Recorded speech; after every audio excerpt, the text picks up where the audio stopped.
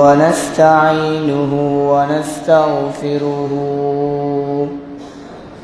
ونؤمن به ونتوكل عليه ونعوذ بالله من شرور أنفسنا ومن سيئات أعمالنا من يهده الله فلا مضل له ومن يضلله فلا هادي له ونشهد أن لا إله إلا الله وحده لا شريك له ونشهد أن سيدنا وسندنا وحبيبنا وطبيب قلوبنا ومولانا محمدا عبده ورسوله صلى الله عليه وعلى آله وأصحابه وبارك وسلم تسليما كثيرا كثيرا أما بعد فأعوذ بالله من الشيطان الرجيم بسم الله الرحمن الرحيم يا أيها الناس اتقوا ربكم إن زلزلة الساعة شيء عظيم عن أبي هريرة رضي الله تعالى عنه قال قال رسول الله صلى الله عليه وسلم سبعة يظلهم الله تعالى في ظله يوم لا ظل إلا ظله الإمام العادل وشاب نشأ في عبادة ربه وزوج قلبه معلق بالمساجد ورجلان تحابا في الله اجتمعا عليه وتفرقا عليه ورجل دعته امرأة ذات منصب وجمال فقال إني أخاف الله ورجل تصدق إخفاها حتى لا تعلم شماله ما تنفق يمينه ورجل أو كما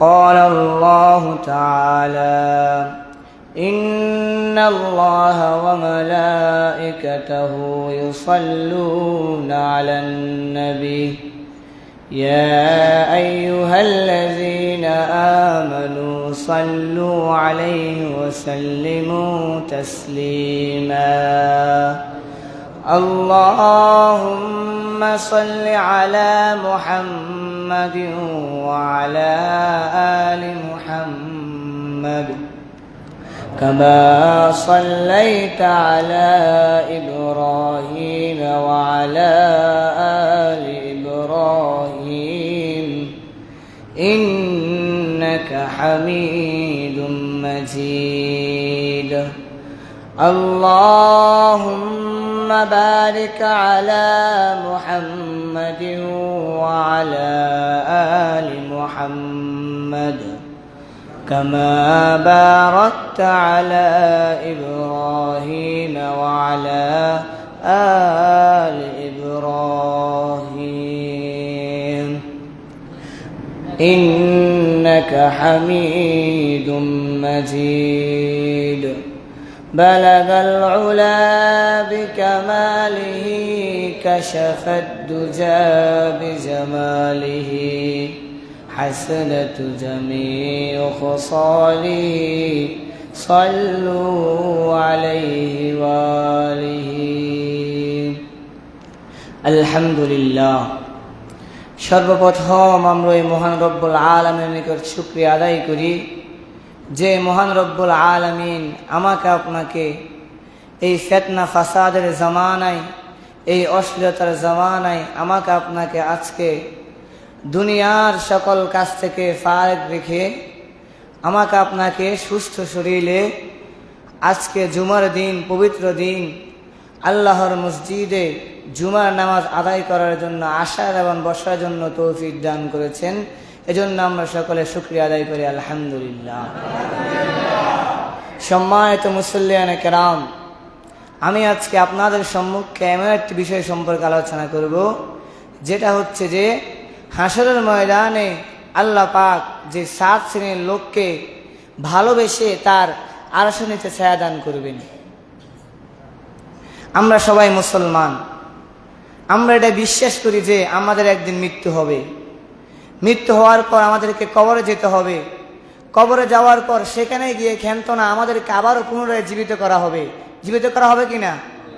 পুনরায় আবারও জীবিত করা হবে এবং আমাদের সবাইকে হাসর অর্থাৎ একটা ময়দান একত্র করা হবে, সেখানে আমাদের হিসাব নিকাশ হবে। এটা আমরা বিশ্বাস করি কিনা? তো হাসরের ময়দানটা কেমন হবে? হাসরের ময়দানটা এমন হবে যে সেদিন সূর্য মানুষের মাথার নিকটে চলে আসবে। প্রত্যেক মানুষ ঘামাইতে থাকবে, প্রত্যেক মানুষ নিজের কৃতকর্ম অনুযায়ী ডুবে যাবে, কেউ কোমর পর্যন্ত, কেউ হাঁটু পর্যন্ত। তো সেই ভয়াবহ দিনে মহান রব্বুল আলামিন 7 শ্রেণীর লোক এমন রয়েছে যাদেরকে মহান রব্বুল আলামিন ভালোবেসে পছন্দ করে তার ছায়ায় আশ্রয় দিবেন, যেদিন তার ছায়া ব্যতীত কোনো ছায়া থাকবে না। বুখারী ও মুসলিম শরীফে এসেছে, রাসূল কারীম সাল্লাল্লাহু আলাইহি ওয়াসাল্লাম একবার সাহাবায়ে কেরামদের সাথে বসা ছিল। তখন রাসূল কারীম সাল্লাল্লাহু আলাইহি ওয়াসাল্লাম সাহাবায়ে কেরামকে বললেন, ও সাহাবীরা, তোমরা কি জানো যে মহান রব্বুল আলামিন হাসরের সেই ভয়াবহ দিনে 7 শ্রেণীর লোককে তার আরশের ছায়া দান করবেন। বিজ্ঞানীদের হিসাব অনুযায়ী এই পৃথিবী থেকে সূর্যের দূরত্ব হচ্ছে 9,30,00,000 কিলোমিটার। এই 9,30,00,000 কিলোমিটার দূর থেকে যখন সূর্য জমিনের মধ্যে তাপ দেয় তখন মানুষের অবস্থা খারাপ হয়ে যায়, জমিন ফেটে যায়, মানুষের অবস্থা বেহুশ হয়ে যায়, বেহাল হয়ে যায়। মানুষ পাখা ব্যবহার করে, এসি ব্যবহার করে, কিন্তু সেই কিয়ামতের ভয়াবহে তো কোনো এসি থাকবে না, কোনো ফাঁকা থাকবে না, কিছুই থাকবে না। তো আমার আপনার কি অবস্থা হবে? তো আল্লাহ তাআলা যে 7 শ্রেণীর লোককে ভালোবেসে পছন্দ করে তার আরশের নিচে ছায়া দান করবেন, 1 নম্বর হচ্ছে আল ইমামুল আদিল, ন্যায়পরায়ণ বাদশা। যে বাদশা জমিনের মধ্যে ইনসাফ সৃষ্টি করে, ন্যায় বিচার করে, জুলুম করে না, অন্যায় করে না, প্রজাদের হক পরিপূর্ণভাবে বুঝিয়ে দেয়। ইমাম শব্দের অর্থ হচ্ছে নেতা। নেতা কাকে বলে? ইসলামের পরিভাষায় নেতা বলা হয় প্রত্যেক ওই ব্যক্তিকে যাকে কোনো দায়িত্ব দেওয়া হয়েছে অথবা যার উপর কোনো মানুষের দায়িত্বকে অর্পিত করা হয়েছে। কার উপর দায়িত্ব অর্পিত করা হয়েছে? রাসূল কারীম সাল্লাল্লাহু আলাইহি ওয়াসাল্লাম হাদিসের মধ্যে বলেন, আলা কুল্লুকুম রাইন ওয়া কুল্লুকুম মাসউলুন আন রাইয়াতিহি। সাবধান, তোমরা প্রত্যেকেই দায়িত্বশীল এবং তোমাদের প্রত্যেককে তোমাদের অধীনস্থ সম্পর্কে জিজ্ঞেস করা হবে। এর থেকে বোঝা গেল কি যে প্রত্যেক মানুষ এক এক দিক থেকে দায়িত্বশীল। যেমন একজন রাষ্ট্রপ্রধান, তিনি দায়িত্বশীল প্রজাদের উপর, এলাকার ইমাম দায়িত্বশীল মুসল্লিদের উপর, এলাকার নেতা দায়িত্বশীল এলাকার মানুষের উপর। এমনিভাবে শিক্ষক দায়িত্বশীল তার ছাত্রের উপর, দায়িত্বশীল কিনা? এমনিভাবে পিতা মাতা দায়িত্বশীল তার সন্তানের উপর। হাসরের ময়দানে পিতা মাতাকে জিজ্ঞেস করা হবে সন্তান সম্পর্কে, যে তোমার সন্তান কি করেছে, নামাজ পড়েছে কিনা, রোজা রেখেছে কিনা, হালাল খাইছে নাকি হারাম খাইছে, এ সম্পর্কে জিজ্ঞেস করা হবে। এবং যখন আমাদের কাউকে কোনো নেতা বানানো হয়, একটা বিচার করার জন্য আমাদেরকে বিচারক বানানো হয়, তখন আমরা বিচার কিভাবে করব?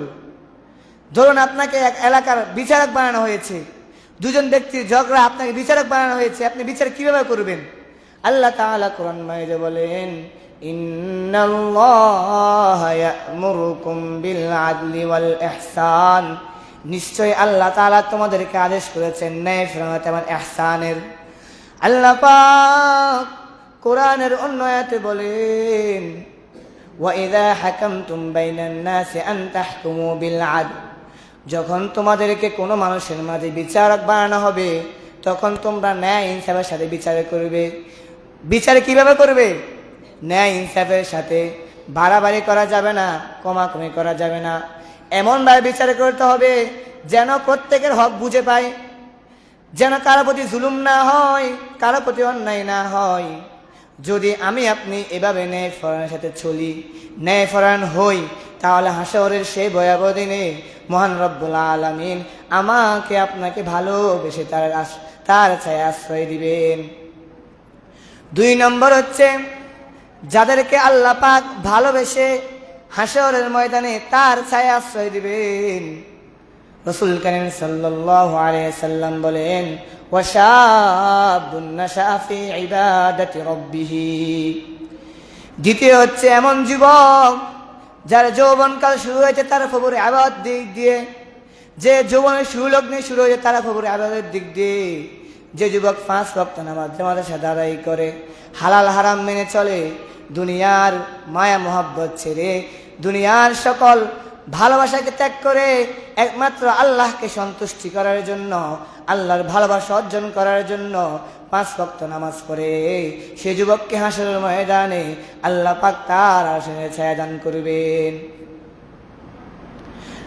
যুবক অবস্থার ইবাদত আর বৃদ্ধের অবস্থার ইবাদত কি এক? যুবক অবস্থায় যুবকের ক্ষমতা রয়েছে, শক্তি রয়েছে, বল রয়েছে, যুবক যা মন চায় তাই করতে পারে। যুবক পায়ে হেঁটে মসজিদে যেতে পারে। পক্ষান্তরে একজন বৃদ্ধ, সে হাঁটতে পারে না, চলতে পারে না, পারে? হাঁটতে পারে না, চলতে পারে না, মসজিদে আসতে কত কষ্ট হয়, ঠিক মতো রুকু সিজদা করতে পারে না। তাহলে যুবক বয়সের ইবাদত আর বৃদ্ধের বয়সের ইবাদত কি এক? যুবক বয়স আর বৃদ্ধ বয়সের ইবাদত এক না। সাহাবায়ে কেরাম কেমন ছিলেন? সাহাবায়ে কেরাম যুবক বয়সকে গনিমত মনে করেছেন। রাসূল কারীম সাল্লাল্লাহু আলাইহি ওয়াসাল্লাম বলেন, ইগতানিম খামসান ক্বাবলা খামসিন, 5 জিনিসের পূর্বে 5 জিনিসকে গনিমত মনে করো। 1 নম্বর, শাবাবাকা ক্বাবলা হারামিকা, বৃদ্ধ হওয়ার পূর্বে যৌবনকে গনিমত মনে করো। বৃদ্ধ হওয়ার আগে আগে যৌবনকে গনিমত মনে করে নামাজ পড়ো, রোজা রাখো। কারণ বৃদ্ধ হয়ে গেলে তুমি যে যৌবনকালে ইবাদত করতে পারতে সেটা করতে পারবে না। এজন্য যৌবনকালকে গনিমত মনে করতে হবে। হযরত আলী রাদিয়াল্লাহু তাআলা আনহু যৌবনকাল থেকে ইবাদত করতেন। ইসলামের যুবকদের মধ্যে প্রথম ইসলাম গ্রহণকারী যুবকদের মধ্যে হযরত আলী রাদিয়াল্লাহু তাআলা আনহু রাসূল কারীম সাল্লাল্লাহু আলাইহি ওয়াসাল্লামের সান্নিধ্যে থেকে এমন হয়ে গেছে যে যুবক কাল থেকে ইবাদত শুরু করেছে। তো আমি আপনি যদি যারা যুবক রয়েছি, আমরা যদি আমাদের যৌবনকালকে নষ্ট না করি, আল্লাহর পথে ব্যয় করি, তাহলে হাসরের ময়দানে মহান রব্বুল আলামিন আমাকে আপনাকে তার আরশের ছায়া দান করবেন। 3 নম্বর, ওয়ারাজুলুন কলবুহু মুআল্লাকুন বিল মাসাজিদি, এমন ব্যক্তি যার অন্তর মসজিদের সাথে সংশ্লিষ্ট, মিলিত, যে সবসময় জামাতের সাথে 5 ওয়াক্ত নামাজ আদায় করে, মসজিদে এসে নামাজ আদায় করে। যখন সে মসজিদ থেকে বের হয়, মসজিদ থেকে বের হইতে মন চায় না, কিন্তু দুনিয়ার প্রয়োজনের তাগিদে বের হয়। মসজিদ থেকে বের হতে মন চায় না, দুনিয়ার প্রয়োজনের তাগিদে বের হয়। এমন ব্যক্তিকেও হাসরের ময়দানে মহান রব্বুল আলামিন ভালোবেসে তার আরশের নিচে ছায়া দান করবেন। এমন ব্যক্তি কারা? যারা মুত্তাকি, যারা আল্লাহকে ভয় করে, যারা তাকওয়াবান, তারাই হচ্ছে এমন ব্যক্তি। একটা বাক্য রয়েছে, আল মুমিনু ফিল মসজিদি কাসসামাকি ফিল মা, ওয়াল মুনাফিকু ফিল মসজিদি কাত-তায়রি ফিল কফাসি। মুমিন ব্যক্তি মসজিদের মধ্যে আসলে তার এমন অবস্থা হয়, যেমন পানির মধ্যে থাকলে মাছের যেমন অবস্থা, পানির মধ্যে থাকলে মাছ যেমন স্বস্তি বোধ করে, শান্তি পায়, প্রশান্তি লাভ করে, তেমনই ভাবে মুমিন ব্যক্তি যখন মসজিদে আসে তখন তার অন্তর প্রশান্তি হয়। প্রশান্তি হয় কিনা? মসজিদে আসলে অন্তর প্রশান্তি হয়। যেমন মাছকে যখন পানি থেকে উপরে উঠানো হয়, মাছের অশান্তি লাগে, স্বস্তি বোধ হয় না, মাছ ছটফট করে পানিতে নামার জন্য। এমনই ভাবে যখন কোনো মুত্তাকি বান্দা নামাজ শেষ করে মসজিদ থেকে বের হয়, তখন তার সবসময় চিন্তা থাকে কখন আজান দিবে, কখন সে মসজিদে প্রবেশ করবে। সেও মসজিদে আসার জন্য এভাবে ছটফট করতে থাকে। আর যে গাফিল মুনাফিক ব্যক্তি, যখন সে মসজিদে আসে তখন স্যার মসজিদ থাকতে মন চায় না। যেমন একটা পাখিকে যদি খাঁচার মধ্যে বন্দি করা হয়, তখন পাখি চায় যে সে কত দ্রুত খাঁচা থেকে বের হতে পারবে, সুযোগ পাইলে খাঁচা থেকে বের হওয়ার চেষ্টা করে। এমনইভাবে মুনাফিক ব্যক্তি যখন মসজিদে আসে তখন তার অবস্থা এরকম হয়, সুযোগ পাইলে ইমাম সাহেব যত তাড়াতাড়ি নামাজ শেষ করতে পারে তার জন্য ভালো, তাড়াতাড়ি নামাজ শেষ করে চলে যায়। আমি আপনি যদি মসজিদের সাথে সম্পর্ক স্থাপন করি, সবসময় জামাতের সাথে 5 ওয়াক্ত নামাজ আদায় করি, তাহলে হাসরের সেই ভয়াবহ দিনে মহান রব্বুল আলামিন আমাকে আপনাকে ভালোবেসে তার ছায়া আশ্রয় দিবেন। যেদিন তার ছায়া বাড়িতে কোনো ছায়া থাকবে না, দুনিয়ার প্রাসাদ থাকবে না, বিল্ডিং থাকবে না, কোনো কিছু থাকবে না, একমাত্র আল্লাহর এই ছায়া থাকবে। ঠিক কিনা? একমাত্র আল্লাহর ছায়া থাকবে। এবার হচ্ছে 4 নম্বর ব্যক্তি, ওয়া রাজুলানে তাহাব্বা ফিল্লাহ ইজতামা আলাইহি ওয়া তাফাররাকা আলাইহি। এমন দুজন ব্যক্তি যারা একে অপরকে ভালোবাসে আল্লাহর সন্তুষ্টির জন্য। কার সন্তুষ্টির জন্য? আল্লাহর সন্তুষ্টির জন্য ভালোবাসে, দুনিয়ার কোনো স্বার্থে না, টাকা পয়সার স্বার্থে না, অবস্থানের স্বার্থে না, ভালোবাসে কার জন্য? আল্লাহকে সন্তুষ্টি করার জন্য। হাসরের ময়দানে এমন দুজন ব্যক্তিকেও মহান রব্বুল আলামিন ভালোবেসে তারা ছায়া আশ্রয় দিবেন। এই থেকে বোঝা গেল কি, ভালোবাসা হবে কার জন্য? আল্লাহর জন্য। কাউকে ঘৃণা করা হবে কার জন্য? আল্লাহর জন্য। রাসূল করিম সাল্লাল্লাহু আলাইহি সাল্লাম বলেন, মান আহাব্বা লিল্লাহ ওয়া আবগা লিল্লাহ ওয়া আ'তা লিল্লাহ ওয়া মানা লিল্লাহ ফাকাদ ইসতাকমালাল ঈমান। যে ব্যক্তি কাউকে ভালোবাসলো আল্লাহর সন্তুষ্টির জন্য, কাউকে ঘৃণা করলো আল্লাহর সন্তুষ্টির জন্য, দান করলো আল্লাহর সন্তুষ্টির জন্য, নিষেধ করলো আল্লাহর সন্তুষ্টির জন্য, সেজন্য তার ঈমানকে পরিপূর্ণ করলো। সাহাবায়ে কেরাম কেমন ছিলেন? সাহাবায়ে কেরাম রাসূল করিম সাল্লাল্লাহু আলাইহি ওয়াসাল্লামের ভালোবাসা কেমন ছিল? হযরত আলী রাদিয়াল্লাহু তাআলা আনহু একবার একটি মজলিসে বসা ছিল। তখন একজন ইহুদি হুজুর সাল্লাল্লাহু আলাইহি ওয়াসাল্লামকে গালি দিয়েছে, হুজুর সাল্লাল্লাহু আলাইহি ওয়াসাল্লামের শানে বেয়াদবি করেছে। তখন হযরত আলী রাদিয়াল্লাহু তাআলা আনহুর মাথা গরম হয়ে গিয়েছে। কি করলি তুই? কার শানে গালি দিলি? কাকে গালি দিলি? তখন আলী রাদিয়াল্লাহু তাআলা আনহু ওই ব্যক্তিকে একটা আঘাত করলেন, আছাড় মারলেন, মাটিতে শোয়াই ফেললেন। শোয়াই ওই ব্যক্তির বুকের উপর আলী রাদিয়াল্লাহু তাআলা আনহুর উভয় পা রাখলেন এবং হাতে তলোয়ার নিলেন। কেন? ওই ব্যক্তিকে হত্যা করার জন্য। কেননা সে রাসূলের শানে বেয়াদবি করেছে, সে রাসূলের শানে বেয়াদবি করেছে, এজন্য তাকে হত্যা করতে উদ্বুদ্ধ হলেন। এমন সময় ওই ইহুদি আলী রাদিয়াল্লাহু তাআলা আনহুর চেহারায় থুতু মেরে দিলেন। তখন আলী রাদিয়াল্লাহু তাআলা আনহু ওই ইহুদিকে আর হত্যা করলেন না। তখন সঙ্গে থাকা সকল সাহাবী আশ্চর্য হয়ে গেল যে আলী রাদিয়াল্লাহু তাআলা আনহু এতক্ষণ পর্যন্ত তাকে হত্যা করার জন্য হাতে তলোয়ার দিল, অথচ তাকে হত্যা করলো না। সাহাবায়ে কেরাম জিজ্ঞেস করলেন, ও আলী, কি হলো? তুমি তাকে হত্যা করলে না কেন?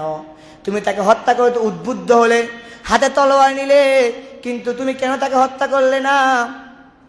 তখন আলী রাদিয়াল্লাহু তাআলা আনহু বলেন, ইতিপূর্বে তার সাথে যে আমার শত্রুতা ছিল সেটা ছিল আল্লাহর জন্য, কেননা সে আমার প্রিয় রাসূলকে গালি দিয়েছে, এজন্য আমি তাকে হত্যা করতে উদ্বুদ্ধ হলাম।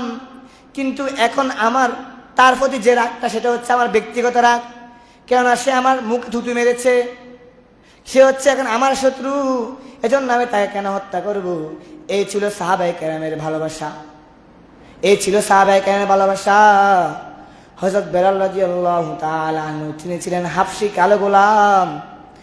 বেলাল রাদিয়াল্লাহু তাআলা আনহুর কোনো টাকায় পয়সা ছিল না, ছিল তিনি ছিল গোলাম, হাবশীর কালো গোলাম। টাকা পয়সা ছিল না, ধন দৌলত ছিল না, কিছুই ছিল না। কিন্তু এরপর রাসূল করিম সাল্লাল্লাহু আলাইহি সাল্লাম বেলাল রাদিয়াল্লাহু তাআলাকে ভালোবেসেছেন এবং বেলাল রাসূল করিম সাল্লাল্লাহু আলাইহি সাল্লামকে ভালোবেসেছেন। তাদের ভালোবাসা এমন ছিল, রাসূল করিম সাল্লাল্লাহু আলাইহি সাল্লামের ইন্তেকালের পর বেলাল মদিনা থেকে চলে গেলেন। কেন বেলাল মদিনা থেকে কুফায় চলে গেলেন? কেননা যে স্থানে রাসূল করিম সাল্লাল্লাহু আলাইহি সাল্লামকে সে সবসময় দেখতো, এখন তো আর রাসূলকে দেখবে না। সেজন্য তিনি রাসূল করিম সাল্লাল্লাহু আলাইহি সাল্লামকে রেখে মদিনা ছেড়ে কুফায় চলে গেলেন। কিছুদিন যাওয়ার পর একবার রাসূল করিম সাল্লাল্লাহু আলাইহি সাল্লাম বেলাল হাবশীর স্বপ্নে আসলেন। আসি বলতেছেন, হে বেলাল, কি হয়ে গেল, তুমি যে আমার কাছে আর আসছো না? এই কথা শোনার সাথে সাথে বেলাল রাদিয়াল্লাহু তাআলা আনহু তাড়াতাড়ি কুফা ছেড়ে মদিনায় চলে আসলেন। এটা ছিল ভালোবাসা। ভালোবাসা হবে কার জন্য? আল্লাহর জন্য। ভালোবাসা হবে কার জন্য? আল্লাহর জন্য। কাউকে ঘৃণাও হবে কার জন্য? আল্লাহর জন্য। যদি আমি আপনি কাউকে আল্লাহর জন্য ভালোবাসি, আল্লাহর জন্য ঘৃণা করি, তাহলে হাসরের সেই ভয়াবহ দিনে মহান রব্বুল আলামিন আমাকে আপনাকে ভালোবেসে তার ছায়া আশ্রয় দিবেন। 5 নম্বর হচ্ছে ওয়ারাজুলুন দাআতহু ইমরাতু যাতু মানসিবিন ওয়া জামালিন ফাকালা ইন্নী আখাফুল্লাহ। এমন ব্যক্তি যাকে কোনো সুন্দরী নারী, রূপসী নারী, বংশীয় নারী তাকে ব্যভিচারের জন্য আহ্বান করলো, তাকে ডাকলো, কিন্তু সে বলল, আমি আল্লাহরে ভয় করি, দুনিয়ার কোনো মানুষ না দেখুক, দুনিয়ার কোনো প্রাণী, দুনিয়ার কোনো মানুষ না জানুক, কিন্তু একজন তো জানেন তিনি কে?